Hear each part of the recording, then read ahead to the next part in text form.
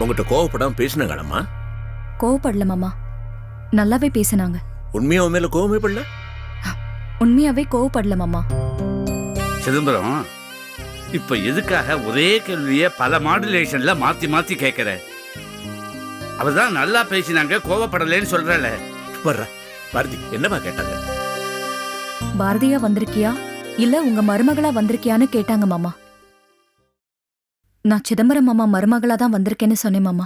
நீ அப்படி சொல்லிடக்கூடாதம்மா. சொன்ன ஒன்னும் மேல கோவப்பட்டிருப்பாங்கல்ல. சிதம்பரம், பாரதி சொல்றதுதான் கரெக்ட். அதாவது பேச்சுவார்த்தை நடத்தும் போது நாம யாரு, நாம யாருக்காக பேசுறோம், என்ன சொல்ல வரோம், எந்த விஷயத்தை வலியுறுத்துறோம்னு ரொம்ப தெளிவா முன்னாடியே புரிய வச்சிடணும். அதெல்லாம் ஒரு சைக்காலஜிடா. என்னடா சைக்காலஜி? நீ ஒன்னும் புரியாம பேசிட்டு இருக்கிற. என் மேல எவ்வளவு கோவமா இருந்தாங்க தெரியுமில்ல? அப்படி சொன்ன உடனே அந்த கோவம் இவன் மேல பாஞ்சிருக்காது. நீ சொல்றதுலயே ஒரு சைக்காலஜி இருக்கு. ஆனா பாரதி சொல்றதுதான் கரெக்ட். ஏன்னா நீ எதுவுமே தெளிவா பேச மாட்டியா? நீ மாறவே மாட்டியா? சரிடா, இப்ப தெளிவா சொல்றேன் பாரு. பாரதி சிதம்பரத்தோட மருமகளா வரல அப்படின்னு சொல்லியிருந்தா என்ன அர்த்தம்? பாரதிக்கே உன் மேல நம்பிக்கை இல்லைன்னு தானே அர்த்தம். பாரதி நீ கொலகாரம் இல்லைன்னு நம்பினா தானே அவங்கள நம்ப வைக்க முடியும். அதனால பாரதி சொன்னதுதான் கரெக்ட். இப்போ தெளிவா சொல்லிட்டேனா? தெளிவா சொல்லிட்டீங்க அங்கிள். பட் ஆனா கொஞ்சம் லெங்க்தியா சொல்லிட்டீங்க. சந்தேகமே இல்ல, நீ சிதம்பரத்தோட மருமகள் தான்.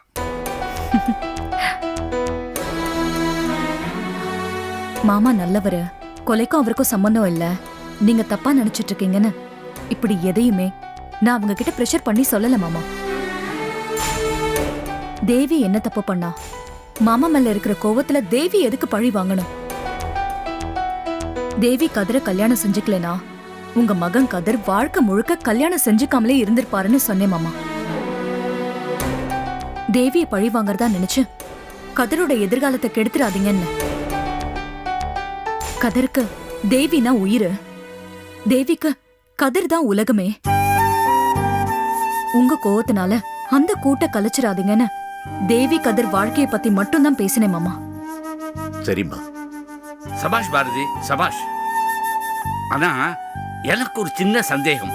அது எப்படி ராத்திரி பூரா யோஜனை பண்ணி அரசியல்வாதி மாதிரி எழுதி வச்சு சொல்லுவியா? சரியா தம்மா பேசிருக்க. நீ பேசின விதம் தான் கரெக்ட். ஆமா, நீ பேசினதுக்கு அவங்க ரியாக்ஷன் என்ன சொன்னாங்க? எதுவும் சொல்லல மாமா, சைலண்ட் ஆயிட்டாங்க. அவங்க ரொம்ப ஸ்ட்ராங்கான லேடி மாமா. சின்ன வயசுலயே கணவரை பறி கொடுத்துட்டு தனியா வாழறதுல நிறைய சிக்கல் இருக்கு. உடல் ரீதியான பிரச்சனை, மன ரீதியான பிரச்சனை, மத்த ஆண்களோட தப்பான பார்வைன்னு நிறைய சிக்கல் இருந்திருக்கும். எல்லாத்தையும் தாண்டி ஒழுக்கமா வாழ்ந்திருக்காங்க. அந்த அனுபவம் அவங்கள நிறையவே மாத்திருக்கும். எதையும் சராசரியா அவங்களால அணுக முடியாது. யார் சொல்றதையும் அவங்க உடனே கேட்க மாட்டாங்க. அவங்களுக்கு சரின்னு படணும். உணர்ச்சி வசப்பட்டு அவங்க முடிவெடுக்க மாட்டாங்க, யோசிச்சுதான் முடிவெடுப்பாங்க. நான் பேசும்போதே அவங்க யோசிக்க ஆரம்பிச்சிட்டாங்க மாமா. அவங்க கண்ணுல சின்னதா ஒரு யோசனை வந்துட்டு போனத என்னால உணர முடிஞ்சது மாமா. நிச்சயமா தேவிய அழைச்சிட்டு போவாங்கன்ற நம்பிக்கை எனக்கு இருக்கு. சரிம்மா. So operation success. டேய் பத்ரி, நீ ஆபரேஷன் சொன்ன உடனே தான் எனக்கு ஞாபகம் வருது. பாரதி, கதிரோட அம்மாவுக்கு எப்படியாவது கன்வின்ஸ் பண்ணி இம்மிடியட்டா ஆபரேஷனை பண்ணி ஆகணுமா? டாக்டர் சொன்னதை கேட்டு இல்லைன்னா ரொம்ப ஃபேட்டல். எப்படியாவது கதிர்ட்ட சொல்லி அவங்க அம்மாவை கன்வின்ஸ் பண்ண சொல்லுமா, ஆபரேஷன் ஒத்துக்க சொல்லு. பாரதி, அவங்களுக்கு எதுவும் ஆயிடக்கூடாது. சப்போஸ் ஏதாவது ஆயிடுச்சுன்னா அவங்க தப்பான கோபத்தோடையே அவங்க ஆத்மா பாவம். பாரதி, அம்மா எப்படி அந்த அம்மா அவங்க புருஷனை நான் கொல்லலேன்னு மனசு சமாதானம் ஆனுமா? இல்லைன்னா என் மனசு ஒப்பவே ஒப்பாது. அதுக்கு என்ன வழின்னு தான் எனக்கு இன்னும் புரியல. தாண்டவம் தான் கண்ணத்தை இருக்கணும். சிதம்பரம், கடவுள்கிட்ட முறையிடுவோம். ஏதோ ஒரு கணக்குல தான் இப்படி எல்லாம் நடக்குது. அவன் ஆட்டி வச்சா ஆடித்தானே ஆகணும். ஆட முடியாதுன்னு சொல்ல முடியுமா?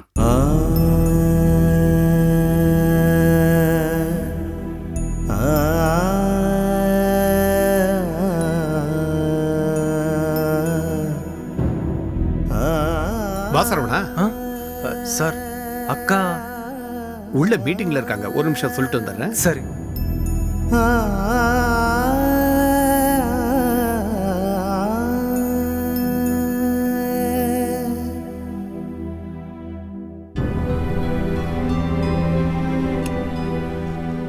சார். என்னப்பா? சார், பாரதி மேடத்தோட தம்பி சரவணன் வந்திருக்காரு. சென்டிமெண்ட். Okay sir.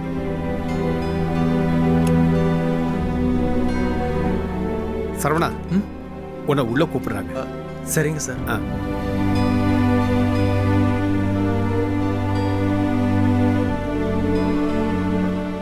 வணக்கம் சார், நல்லா இருக்கீங்களா?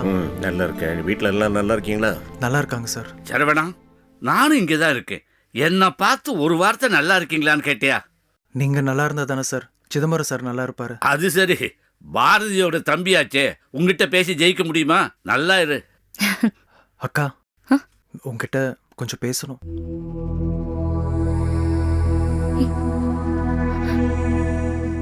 சரணா, சொல்லுடா.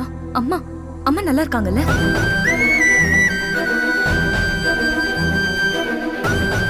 அக்கா, அப்பாவுக்கு சின்னதா பைக். சொல்லுடா. மொப்பட் பைக் வாங்கி கொடுக்க ஆட்டோ ஸ்டாண்ட்ல மகதி மாச சீட்டு கட்டி இருக்காக்கா.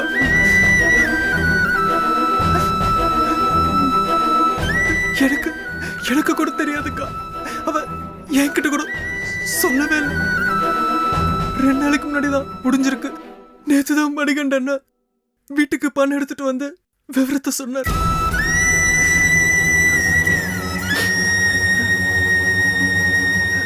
மகதியை நினைச்சு அம்மா அழுதுட்டே இருக்காங்கக்கா. சரியா சாப்பிடுறதில்ல. எவ்வளவு சொல்லி பார்த்துட்டு கேட்க மாட்டேன்றாங்கக்கா.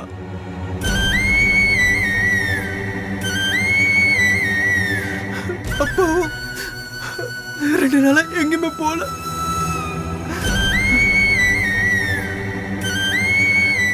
யாருக்கிட்டுமே சரியா பேச மாட்டேன்றாரு. என்னாலயும் ஆறுதல் சொல்ல முடியலக்கா.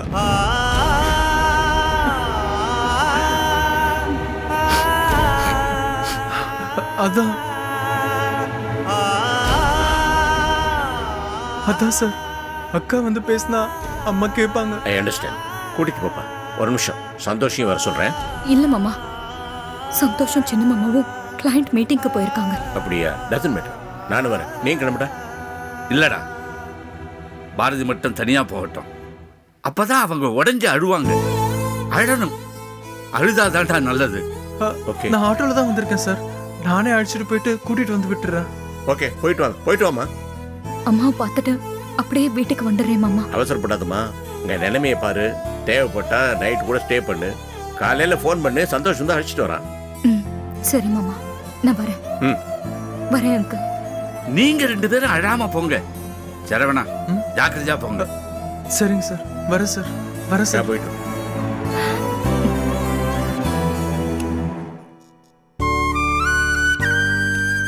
சிதம்பரம், நான் கூட இப்படி மகதியை சின்ன வயசுலயே கடவுளை அழைச்சுக்கிட்டானேன்னு நினைச்சேன். ஆனா அவ சின்ன பொண்ணு இல்லடா. உன்னையும் என்னையும் விட அறிவில, மனசுல, அனுபவத்துல பெரியவடா. முதல்ல நான் கூட பேராசப்பட்டேன்டா விஷயத்துல. அவளை நம்ம ராஜேஷ் கட்டி வச்சு நம்ம வீட்டை மருமகளாக்கணும்னு. ஆண்டவனுக்கு அது பிடிக்கல போல் இருக்கு. ஏன்டா உனக்கு இவ்வளோ பேராசைன்னு. ஏற்கனவே பாரதி மாதிரி ஒரு மருமகளை உனக்கு கொடுத்துட்டேன்ல, இது வேற எதுக்குன்னு நினைச்சான் போல் இருக்கு. பறிச்சுட்டு போயிட்டேன்.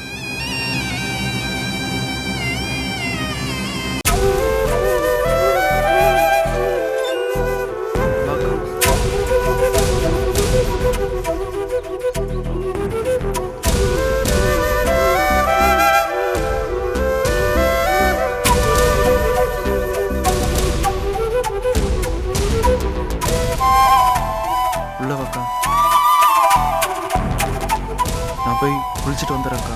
சரி.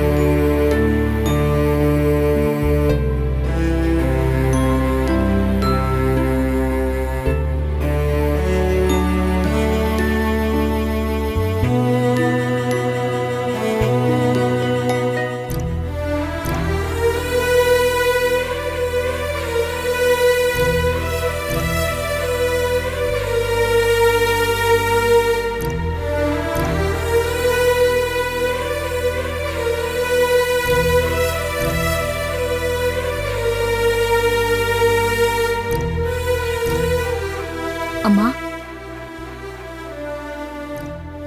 அம்மா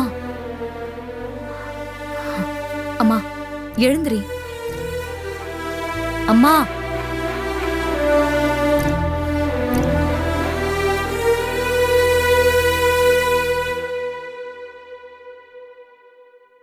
மஹதி மஹதி மஹதி வந்துட்டியாடா, வந்துட்டியாடி என் செல்லம். ஏன் மஹதி, ஏன் மஹதி வந்துட்டியம்மா, வந்துட்டியா? எப்படா வந்த, எப்படா வந்த மஹதி? அம்மா பாரதியா? ஆமாம்மா பாரதி தான். பாரதி, நீ எப்பம்மா வந்த? இப்பதாம்மா. காஃபி கூட குடிக்காம இருக்கியேம்மா. மஹதி இல்ல, நம்ம மஹதி அவதான் கொண்டு வந்து கொடுத்தா. சூடு ஆறிட போது குடிமான்னு சொல்லிட்டு போனா, சைகையிலே சொல்லிட்டு போனா. நான் தான் தூங்கிட்டேன் பாரதி. பாரதி பாரதி மஹதி எப்படி வருவா? இல்ல அவன் தான் இல்லையே, செத்துட்டாளே. என் பொண்ணுதான் என்னை விட்டு போயிட்டாளே. இப்படித்தாமா ராப்பகலா மகதி மகதின்னு புலம்பிக்கிட்டே இருக்கா. அம்மா, கண்ணுல படுற காட்சி எல்லாம் இவளுக்கு மகதியாவே தெரியுது. இவ முழுசா சாப்பிட்டு 2 நாள் ஆகுதுமா. அம்மா மகத்தி நம்மளை விட்டு போயிட்டாமா. அவ இப்ப இல்ல, இறந்துட்டா. நீ இத நம்பணும், மனசுல ஆழமா பதிய வச்சுக்கணும். சாமிக்கு ஒருத்தரை ரொம்ப பிடிச்சு போச்சுன்னா உடனே கூப்பிட்டு பக்கத்துல வச்சு பாரு. நம்ம எல்லாருக்கும் ரொம்ப பிடிச்ச மகத்திய சாமிக்கு பிடிக்காம இருக்குமா? அதான் கூட்டிட்டு போயிட்டாரு. அவளுக்கு தெரிஞ்சிருக்குமா, எல்லாரையும் விட்டுட்டு போறோம்னு அவளுக்கு தெரிஞ்சிருக்கு. அதான் எல்லார் மேலையும் பாசத்தை கொட்டி எல்லாரையும் ஆழ வச்சுட்டு ஏங்க வச்சுட்டு அவ போயிட்டா. அம்மா, கடைசியா ஆபீஸ்ல எங்க எல்லாருக்கும் சாப்பாடு போட்டுட்டு என்கிட்ட போயிட்டு வரேன்னு சொல்லிட்டு போனவ திரும்பி வந்து என்னை கட்டி பிடிச்சு கண்ணத்துல முத்தம் கொடுத்துட்டு போறேன் காண போனா. அப்போ எனக்கு அது புரியலம்மா. ஆனா அவ தெரிஞ்சுதாமா அப்படி செஞ்சுட்டு போயிருக்கா. அம்மா, அப்பா கிட்ட ஒரு தடவை நம்ம குலதெய்வம் எதுப்பான்னு கேட்டதுக்கு தெரியாதுன்னு சொன்னார்ல. மகதி தாமா நம்ம குலதெய்வம்.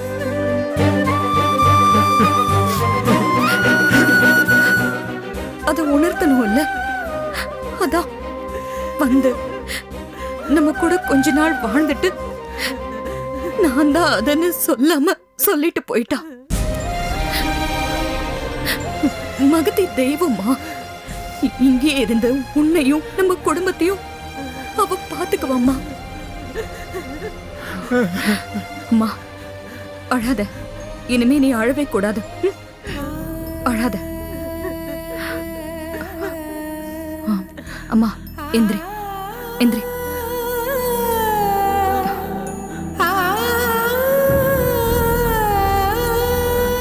உட்காரு.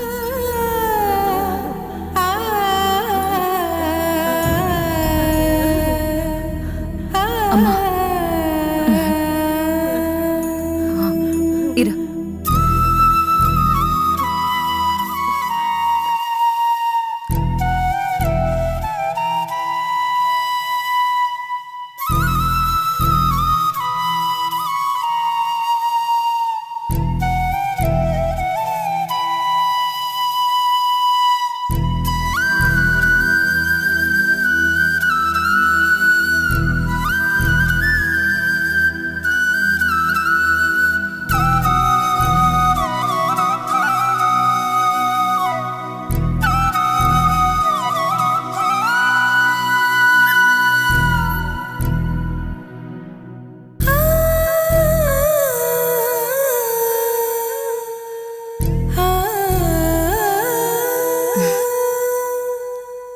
நீ அழக்கூடாது சரியா? அம்மா சூடா டீ போட்டு கொடுக்கறேன், குடிக்கிறியா?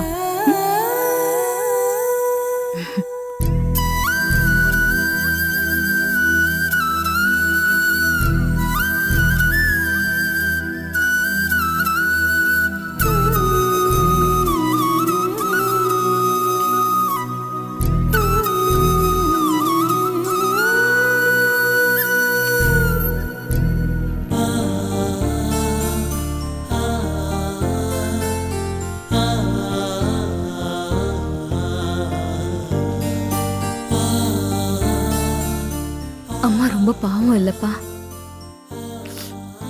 மகத்தி அம்மாவோட தான் நிறைய நேரம் இருப்பா. அம்மாவுக்கு எல்லாமே மகத்தி தான். அதான் மகத்தி போனத அம்மாவால தாங்கிக்கவே முடியல. நம்மால மட்டும் முடியல பாரதி. பாரதி, ஒரு விஷயம், நீ வாழ போன வீட்டுல ஏகப்பட்ட பிரச்சனைகளை சுமந்துகிட்டு இருக்கம்மா. இந்த வீட்டு பிரச்சனையை உன் தலையில சுமத்த வேண்டான்னு தான் இவ்வளவு நாளா நான் சொல்லல. என்னப்பா சொல்லுங்க, இதுவும் ஏன் குடும்பம் தானப்பா. இந்த எண்ணம் மாலதிக்கு துளி கூட இல்லம்மா. மகதி இருந்தப்போ இந்த குடும்பத்துக்கு நல்லது கெட்டதெல்லாம் பண்ணிக்கிட்டு இருந்தா. ஆனா மாலதி பெத்தவங்க உயிரோடு இருக்காங்களான்னு கூட நினைக்கிறது இல்லம்மா. மகதி அளவுக்கு அவ அன்பு காட்ட வேண்டாம். மாலதியால அது முடியவும் முடியாது. ஆனா உன் அம்மாவுக்கு ஹார்ட் வீக்குன்னு கூடவா மாலதிக்கு தெரியாது? பாவம், கோகிலா ஒத்தையா கிடந்து போராடிக்கிட்டு இருக்கா. மாலதி கூட மாட ஒத்தாசையா இருந்தா நான் நிம்மதியா இருப்பேன். பாரதி, எனக்கு முன்ன மாதிரி உடம்புல பலம் இல்லம்மா. 4 கடை ஏறி இறங்குனா கைகாலெல்லாம் ஆஞ்சு போயிடுதுமா. பயமா இருக்குமா. ஆமா, என்னை பத்தி கூட எனக்கு கவலை இல்லம்மா. உன் அம்மாவை பார்க்கும்போது எங்க அவ என்ன அனாதைய விட்டுட்டு போயிடுவாளோட பயமா இருக்குமா.